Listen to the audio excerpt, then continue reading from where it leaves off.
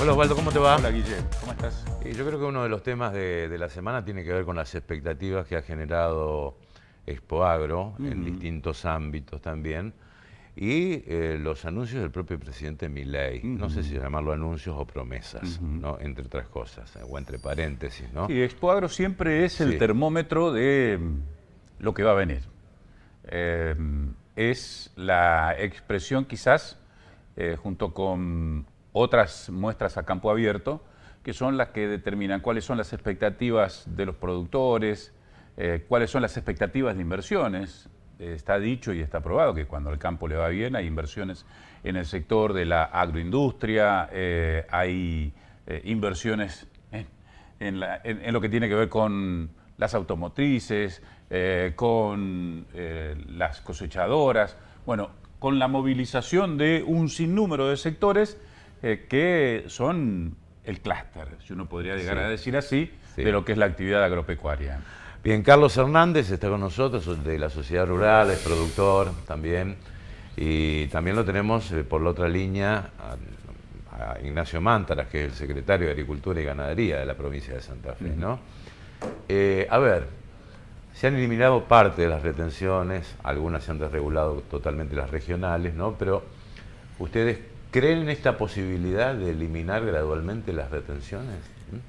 Mira, cuando uno va a la Expo Agro, te das cuenta que el apoyo de los productores agropecuarios al gobierno nacional es muy fuerte, ¿no es cierto? Explícito. Es explícito, es muy fuerte y bueno, realmente yo creo que la mayoría de los productores agropecuarios considera que el único gobierno que puede sacar las retenciones es este.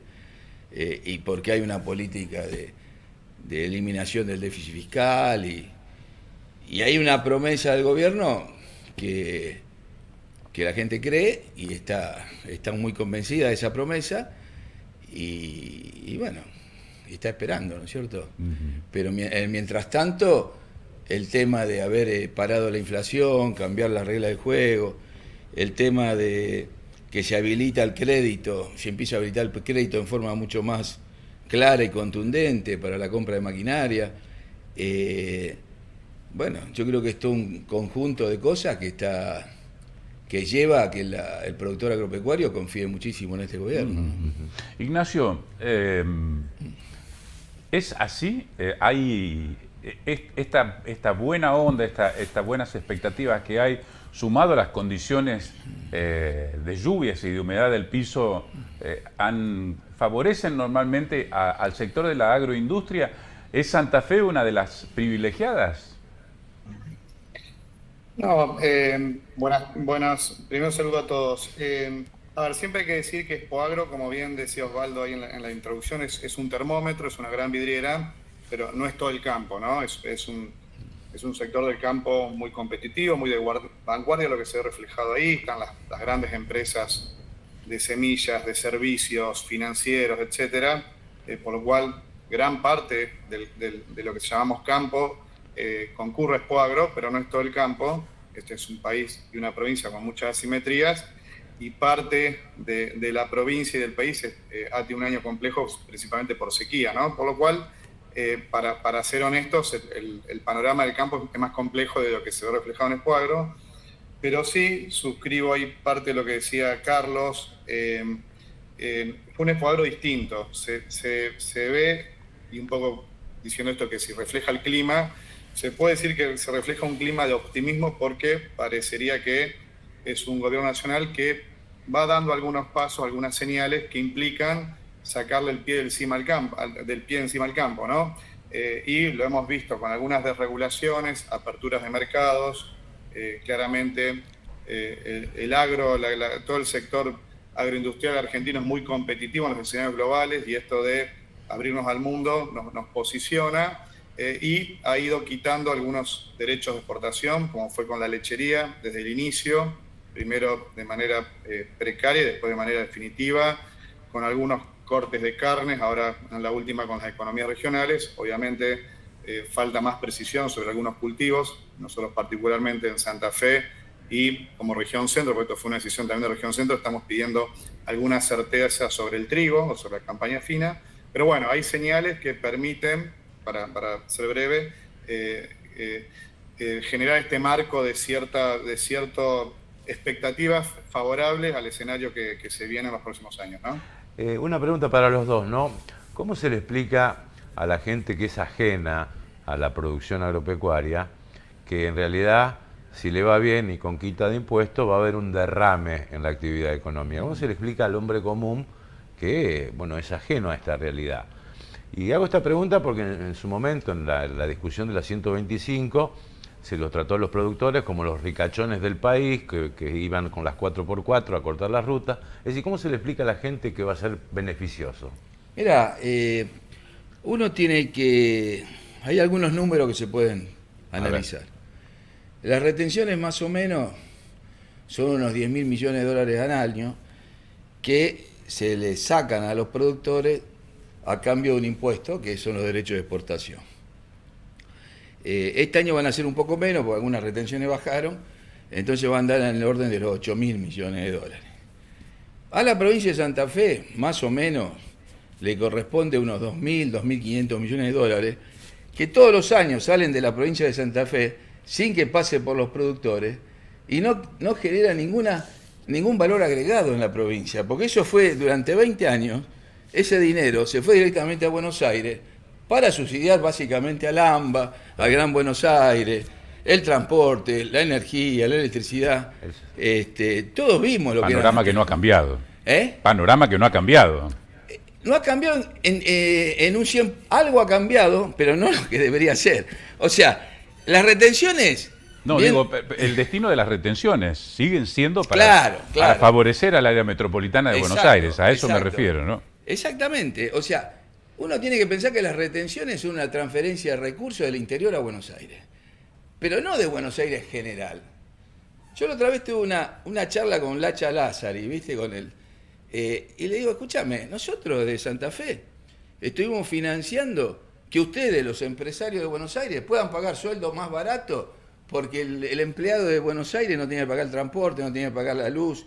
En el momento que eso se elimine y un trabajador de Buenos Aires tiene que pagar el flete, el pasaje en tren, en colectivo, siempre el costo de la mano de obra en Buenos Aires va a ser más caro que en el interior. Entonces, ¿qué pasa? En vez de favorecer que haya más radicación de empresas en el interior, todo este tema de las retenciones, lo que ha hecho, ha seguido profundizando la radicación de empresas en el Gran Buenos Aires. Porque si a vos los sueldos son los mismos y la energía encima era más barata en Buenos Aires, fue una transferencia brutal de recursos. Que también hay que decir que acá ninguno de los gobiernos provinciales, cuando no se plantó nunca contra el tema de las retenciones, y nunca se plantó desde el punto de vista del perjuicio a la economía provincial. Entonces lo que me dice Guillermo, ¿cómo no va a derramar 2.000 millones que esa plata básicamente va al interior de la provincia? Esa plata se va a derramar en vivienda, en maquinaria, en camioneta, en lo que a vos se te ocurra. Sí. Pero esa plata acá no se derramó, o sea, se fue. Sí, pero para ser justo, tanto el gobernador Puyaro como Puccini se han plantado varias veces con respecto a este tema. Sí. Pero este es el primer gobernador que plantea un fin de las retenciones. Tengamos en claro que durante los últimos 20 años ningún gobernador se opuso a las retenciones. El tema es que no eso tiene, hay que decirlo, no tiene el porque poder la verdad de fue decir, así. A ver, Nacho nos está escuchando, ¿no? Pero el gobierno no por sí solo no tiene el poder de decisión de si yo elimino a la retención. No, es un impuesto nacional, eso está claro. No, a ver, dos. Primero, a mí me gusta más hablar de derrame, me gusta hablar de lo que tracciona el campo, ¿no? Porque, digamos, cada actividad cualquiera, sea agrícola, láctea, de la más tradicional a la menos tradicional, tracciona insumos genéticos, insumos de la industria de la fármaco, servicios, no solo financieros, sino también de flete, etcétera. Por lo cual, todo lo que moviliza el campo, ese esplendor, lo genera en el lugar donde se genera, donde se produce la actividad, digamos. Entonces, eso en los pueblos del interior, eso está claro. Bien las cifras que decía Carlos, que hay muchos estudios al respecto. En los últimos 20 años, todo el campo en derecho a exportación aportó más de 200.000 millones al fisco nacional, y sabemos que poco de eso volvió a donde se ha generado esos recursos, ¿no? y lo vemos en infraestructura de todo tipo, inclusive infraestructura nacional que está totalmente detonada, ¿no? Entonces, claramente es un modelo que fracasó, el modelo este de populismo, digamos, de transferir recursos de los sectores más competitivos al gobierno nacional para financiar el AMBA no ha funcionado, tiene consecuencias claramente, y las principales perjudicadas, si bien estamos en un país federal, son las provincias pampeanas, porque también hay que decir que hay otras provincias que no pagan derecho a exportación por recursos minerales o por otros recursos más extractivos, y somos las provincias pampeanas las que mayor aporte hacemos en materia de derecho a exportación. Por eso la posición de las provincias como región centro, ahí están lo que hay que destacar, digamos, que el gobernador Maximiliano Puyaro se haya puesto al frente en materia de derecho a exportación. Hay que recordar que este gobierno, si bien en su campaña anunció eliminar impuestos, la primera ley, la ley ómnibus, preveía un incremento de derecho a exportación para muchas actividades. En Santa Fe nos complicaba muchas actividades, y rápidamente fue el gobernador Puyaro quien se pronunció, y a la par región centro. La posición que toma la provincia de Santa Fe en esta etapa como región centro en bloque es interesante. Siempre hay una virtud o una picardía que tuvieron los gobiernos nacionales de plantear la cuestión de derecho a exportación en una discusión de gobierno central con los hombres de campo, ¿no? Y les tocaba a las entidades gremiales, a las entidades rurales, confrontar con nación ante silencio o poca potencia de los gobiernos provinciales. Bueno, eso cambió. Claramente el gobernador de Santa Fe ha tenido un rol muy activo al respecto, para plantear, como bien decía el representante de Sociedad Rural de Santa Fe, digamos, son recursos que se van de las provincias, que no vuelvan, y que claramente, y ahí respondiendo a lo que preguntaba Osvaldo, si eso no ocurriera, sabemos que claramente eso genera impacto en todo el territorio, digamos, ¿no? Sabemos que un productor agropecuario, cuando tiene una buena campaña o cuando los precios de Hacienda son interesantes, todo eso lo vuelca a mejorar su competitividad, a mejorar su producción, a potenciar lo que realiza. En el peor de los casos, si manda algún hijo a estudiar a alguna ciudad importante de la provincia, en vez de alquilar un departamento, invierte en un departamento a lo sumo, o cambia su chata, digamos, o cambia su maquinaria, pero no va a irse más allá de invertir donde está radicado, y ese es el impacto que tendría un campo santafesino sin derecho a exportación, ¿no? Ignacio, quiero detenerme en una frase que comentabas cuando dabas un panorama sobre las desregulaciones que había habilitado este gobierno nacional, que le daban competitividad al campo santafesino.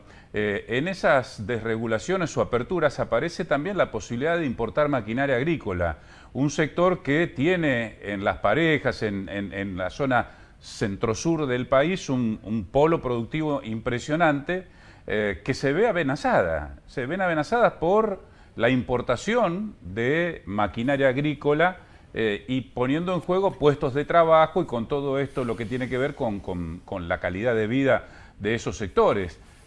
¿Cómo analizan? Te lo pregunto a vos, Ignacio, y se lo pregunto a Carlos, si a la hora de decidir una compra se optan por una maquinaria o una cosechadora de origen nacional o una importada.